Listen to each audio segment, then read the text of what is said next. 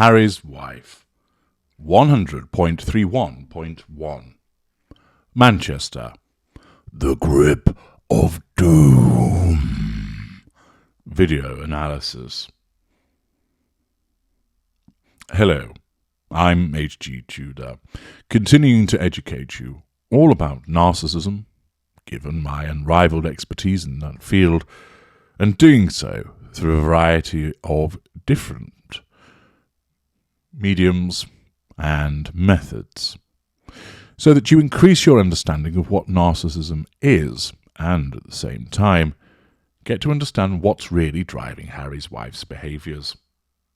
Accordingly, no longer need you scratch your head and wonder why on earth has she said that or done this. You know full well now, because you have had the input from the Ultra. You can't fail to have noticed that Harry's wife and Harry found themselves in Manchester at the One Young World conference, which was rather entertaining because the only young thing about those two things is the level of their IQs, which just about get into double digits. The irony of a 41-year-old woman preaching at young people was not lost on most individuals. And in due course, we'll be having a look at what occurred in her speech and observing it through the narcissistic prism.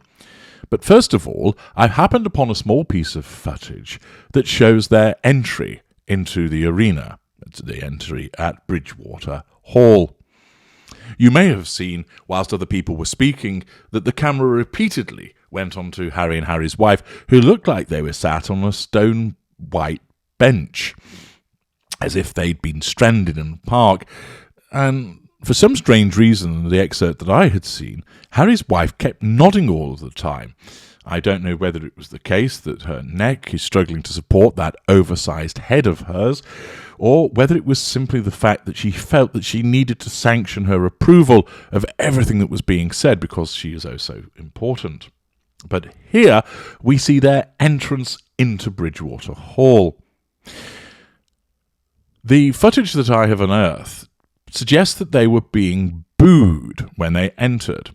And what I'm going to do is, first of all, play it so you can see it and listen to the soundtrack as it originally was, and then I'm going to discuss that. Thereafter, I'm going to play it without the soundtrack because, quite simply, it's annoying, and analyse what's going on with regard to the interaction between Harry's wife and Harry. First of all, here comes the footage with the sound.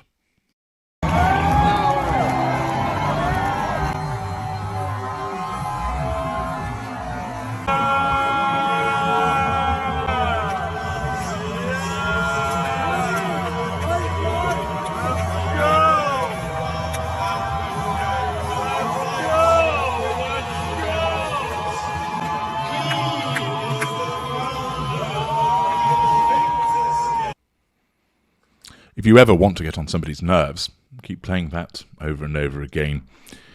You'll have noticed, of course, that it was slowed down. I'm going to be talking about the interaction between the Prince of Pink Pancakes and his handler presently. But first of all, let's address what's going on here with regard to this footage, which proclaims that they're being booed. I didn't hear any boos. Did you? I've noticed that in the comments that appertain to this original piece of footage, that there were people that were suggesting that indeed they were being booed. I don't think those people had listened very carefully. I didn't hear any booing whatsoever. Yes, there was one man who appeared not to react to them, as pointed out by the arrow and the text on the screen. But to suggest that the boos continue is somebody who seriously needs to go and have a hearing test. It was highly unlikely that they were going to be booed inside Bridgewater Hall. Why? Well, first of all, many of the people there would have been pleased to see them and would have at least demonstrated courtesy and politeness to them without booing. It was only accredited people that could attend, people that had paid to attend, and they are not going to sit there spending their time booing. Those that have an ardent dislike of Harry and Harry's wife simply wouldn't have been inside the hall, and therefore it was a safe bet for them. If any booing was to have taken place, it would have been on the outside, but as you know, security was put in place as an assertion of control to remove anybody of the little unpleasant people from being there to boo them. Accordingly, to suggest therefore that they were booed on their entry is incorrect, and it's unfortunate that people do this, because all it does is lend credence to the accusations of the Sugars to say, see, this is people lying about them. And indeed, they are in this instance. There was no booing. You were treated to what could the person that was introducing them as they entered. You could hear them booming over the microphone. You could hear what was cheering. And, of course, you could hear somebody shouting, "Let's go," on a couple of occasions. I did not hear one boo. So, given the fact that their entry was to music, undoubtedly a favourable introduction from whoever was doing the introducing, but moreover a crowd reaction of cheering and clapping and general applause and shouts of "Let's go," not quite sure why they were doing that, but someone clearly had had too many red Smarties. What will have that done for Harry's wife? Well, it was all positive fuel. She doesn't know any of these people, and therefore they're tertiary sources in her fuel matrix. She's not being challenged. It's pure positive fuel. The applause, the cheering, the hurrahs, the let's goes, all of that is fuel. It comes from tertiary sources, meaning that it's of low potency. However, since it's in person, it's a large amount. She's drinking in the sound, the look on people's faces, the body language, the expression in their eyes, and so forth. So I'm not entirely sure how many people attended, and it looked immediately around them as they entered into the hall. There was perhaps 20 or 30 people.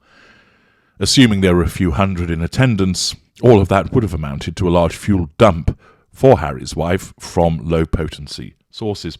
And in terms of frequency, it lasted for the 30 seconds or a minute or so that it took for them to enter the arena and to then go and sit down. This entry didn't pose her any problems. Yes, one man didn't react, but I don't think she noticed. That his lack of reaction would have caused wounding, and if she had seen him, she'd have just dismissed him and continued to drink in all of the positive fuel that was being poured in her direction. But to my mind, I don't think she noticed him, and therefore his failure to respond to her didn't wound her. Instead, she received fuel from all of those individuals who were clearly under control given their response by welcoming her to Bridgewater Hall. So that's dispelling the nonsense about them being booed and, of course, explaining to you what the reactions mean to her. But now, let's play it a couple of times more without the annoying soundtrack and focus on the interaction between the two of them.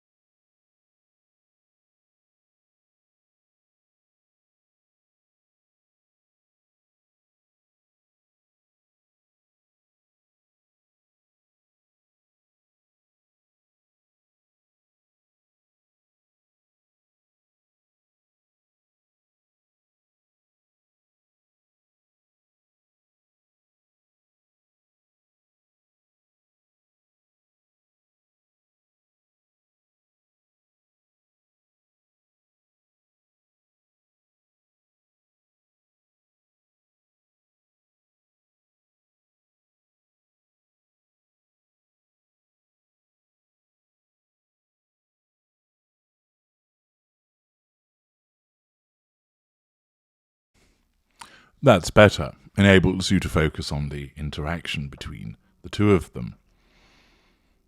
As they enter, he's in a suit, and she's dressed suitably as the Scarlet Woman. Not one of the worst outfits that she's ever worn for once. The first thing that strikes one is the bronzer that she's wearing. Good Lord, I never knew that actually it was so sunny in Manchester. Because surely she's not put tons of bronzer on and she's just got a really deep tan from the glorious Mancunian weather. That must be it. Or quite possibly, it might be the case that she walked past the Manchester City maestro, Kevin De Bruyne, and simply because the sun shines out of his ass, she was given a huge dose of sunshine radiation and tanned very quickly. If it's not the case of passing Kevin De Bruyne, or the fact that Manchester suddenly became very sunny, it would appear that she's really slapped on the bronzer, once again, of course, playing up to her supposed black credentials, which she never bothered with until recently. All part, of course, of the chameleon nature of the narcissist. Along she goes, with a forehead that's so shiny you could bounce lasers off it.